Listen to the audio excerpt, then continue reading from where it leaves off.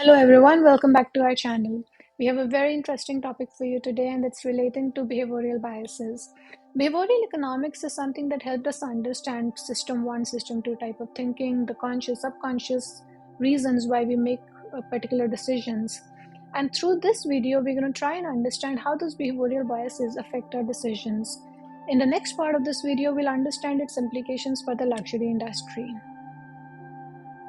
Today, we're going to focus on what behavioral bias is, an overview of the luxury industry, and how the behavioral biases influence our decision making. In the next video, we're going to discuss specifically its implications for the luxury industry. Let's start with a brief overview of the luxury industry. Now, the luxury industry has been undergoing a change for the past 15 years, and we have seen a lot of independent brands become a part of major luxury groups. These groups are LVMH, Kering, Richemont, and we also see a couple of independent brands remain and staying strong, which are Hermes, Chanel, Armani, Dolce & Gabbana, Salvatore Ferragamo, to name a few. The reason that we shared this structure with you is because it has started to affect the luxury marketing.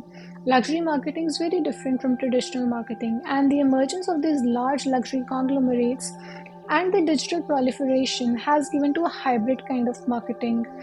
Now, this marketing is exclusive and inclusive at the same time. The exclusivity comes from its design, its quality, pricing, heritage, its craftsmanship, and the inclusivity comes by tapping into an aspirational consumer segment by launching products like logo t-shirts, slides, etc., which has helped these consumers buy into the luxury brands. This helps the luxury brands generate volume while at the same time add to its funnel of potential luxury consumers.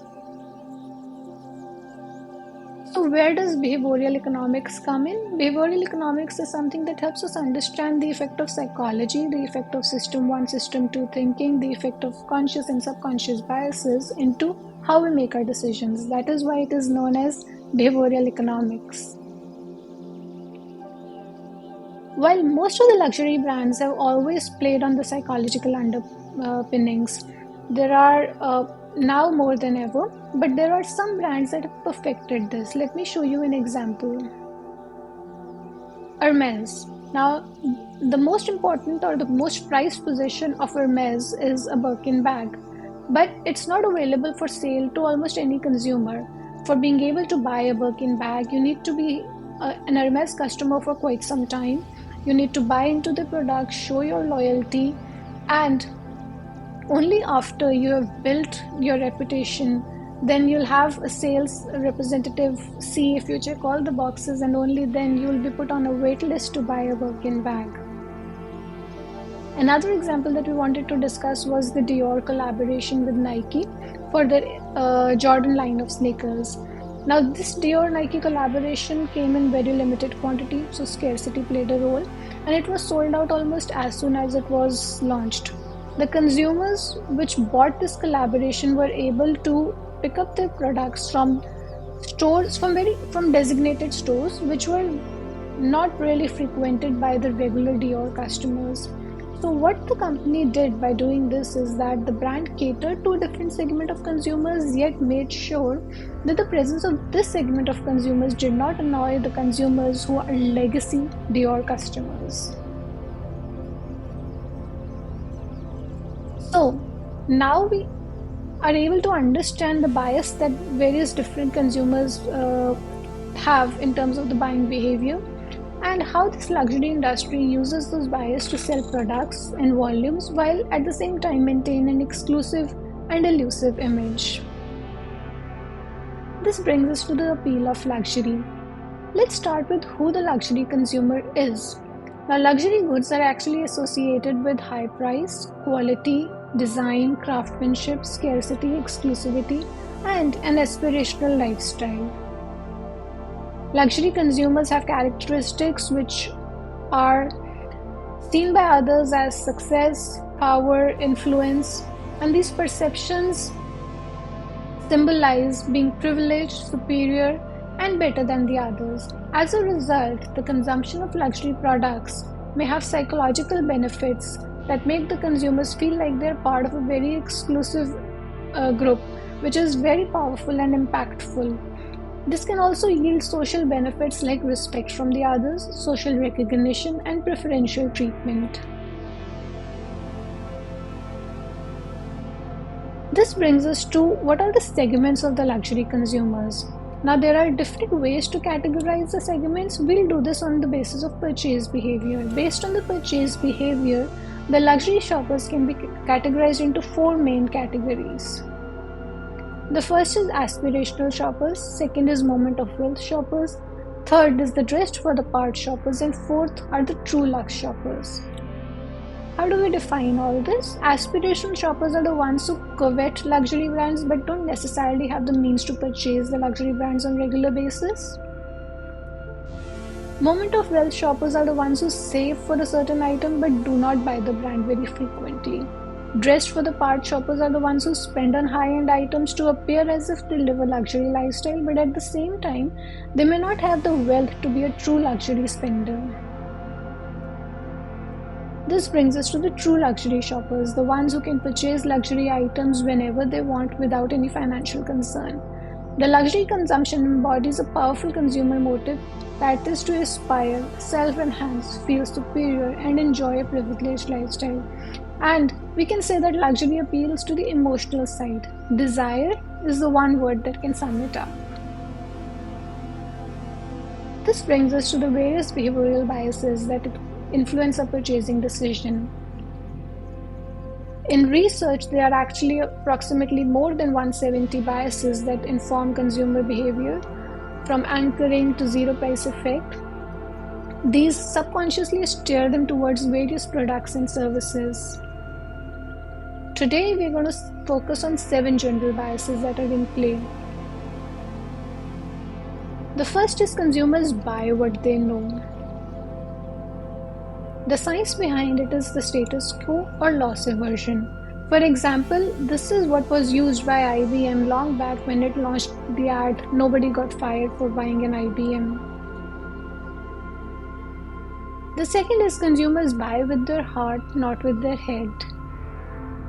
The science behind is temptation bias, priming, or bizarreness effect. While most of the consumers are aware of the emotional hooks in advertising, often they can't help but fall for the appeal. The examples of this would be Cadbury's Gorilla, which left many perplexed as to why this particular product is being sold in such a high quantity. The next is the Toyota Prius. Now, compared to its Honda's counterpart, Toyota was selling 5 times as much, but at the same time, people really could not define why a Prius and not a Honda made car. Some 57% of the Prius buyers said that the main reason for choosing the Prius was that it helped make a statement about them. Thirdly, consumers buy the simplest option. The science behind it is goal dilution.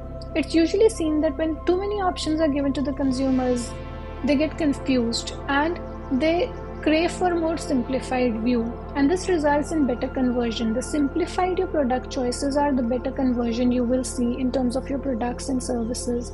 That is why, if you remember, when you're trying to buy a SaaS-based product, you'll always have 3 options, which can be categorized by marketers as good, better, best. And everybody, as a marketer, I would want you to choose for the middle option because it gives you something better than the basic option, but at the same time, not everyone can go in for the most professional option. We will also like to discuss the case of Apple here. Apple uses this concept very nicely and gives very limited buying options. For example, 3 phones for every line, basic, mini and pro, in limited colors and with mainly 3 memory options. The next is consumers buy what the crowd buys. The science behind it is the herd behavior. Consumers are influenced by buying behavior of others and they look for validation and assurance, and this is why review and rating platforms like Trustpilot have grown in influence, and one often finds them embedded into the heart of the business's homepage. The next bias is consumers buy what will gratify them now, not later. The science behind it is hyperbolic discounting and current moment bias. Behavioral science says that we value today more than what we will get tomorrow. And there are simple ways that businesses leverage this in, especially in terms of finance and delivery. Let me start with delivery. Everybody is aware of the Amazon same day delivery, 1 day delivery, 2 day delivery. It has helped Amazon market Prime and to the extent that almost all of us now are Amazon Prime customers. Secondly, it is being used in finance. For example, if you're not able to afford the entire price today, buy now, pay later. And this has helped companies like Klarna and Afterpay make a niche into the finance segment, which is actually dominated by biggest banks. This brings us to the sixth one, which is consumers buy what makes sense in context. The science behind it is anchoring, decoy effect, framing, distinction bias, and scarcity. Context and how the options in front of us are presented influence the way the consumers buy. The first seen item always acts as an anchor, setting the price in the mind, and they compare it against everything else that they see from the brand. This is used both by the discounted retailers and the premium brands. Discount retailers have discounted products flashed at the store entry, which makes people feel like they will find the best discounts on all products, and that is usually not true. Most of the other categories are not nearly as discounted as the products at the store entry.